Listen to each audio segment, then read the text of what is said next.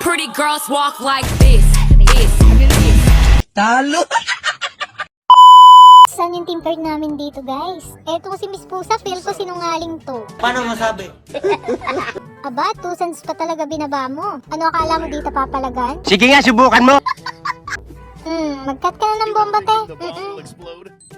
Boom, sabog ang kipa. Kaibigan, ano nasa isip mo? Star naman ngayon yung team card.